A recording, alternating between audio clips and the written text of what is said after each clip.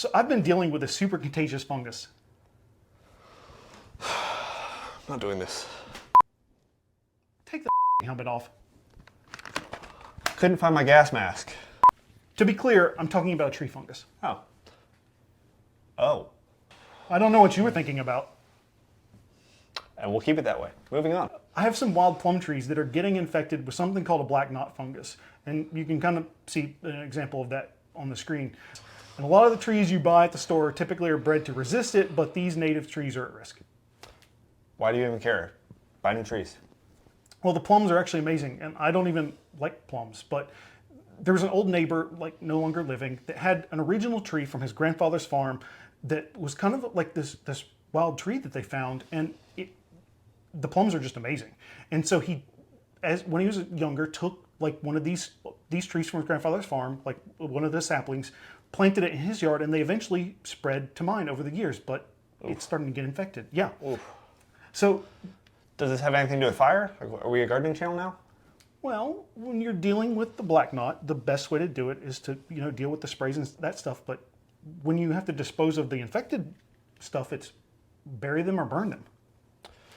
Well, I know what our channel's about, so I can guess which one we're doing. We are professionals doing this in a professional environment. We know what we're doing. That word means? Anyway, don't try this at home, kids. Don't try this at home. Here we go. All right, I didn't know you were in the Boy Scouts. Yeah. It just needs to look like it just needs to burn. It doesn't need to look good. Oh yeah, take that fungus.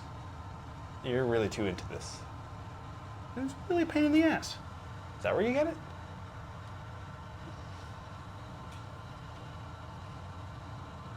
I have to say it really is satisfying. I mean, It's burning well. Who would have thunk it wood burns?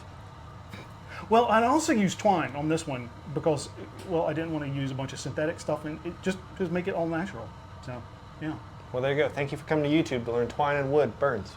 You're welcome. This fungus pretty much gets destroyed, I think it's like 160 degrees. And I think we're safely past that now. Because it's not July yet?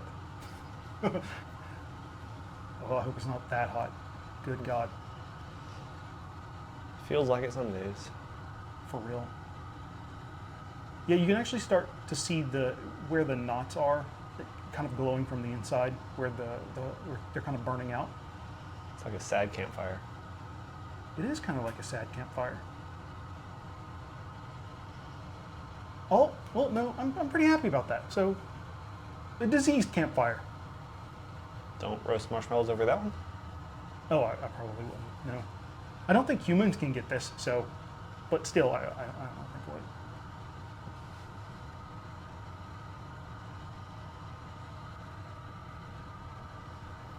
I think what we're going to do is make sure. Probably going to turn the burner up a little bit, make sure that we have this completely destroyed, because we're just kind of like getting down to the ashes and stuff. Unlike the stuffed animals and stuff that we had where they kind of like drip petroleum, and this is a kind of a good comparison. This, you see that everything is kind of pretty much burning above the grate. That it's just anything that's left over is just kind of ash that falls out, whereas with the stuffed animals and the calculator that we've seen so far, they actually like drip a liquid that catches on fire. We like liquid that catches on fire. My other channel, 4K motoring. Oh yeah, you had to throw that plug in there. Of course, of course. There we go. Ooh, There's it's the gone. fire. Yeah, there we go. Ooh, it's kind of like the Eye of Sauron in there. Nice. Nerd channel now?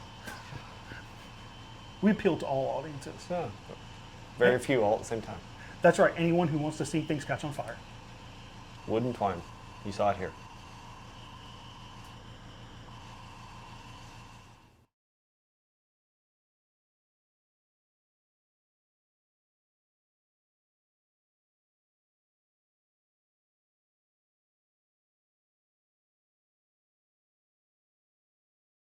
Because that was terrible. That really was terrible. Good times.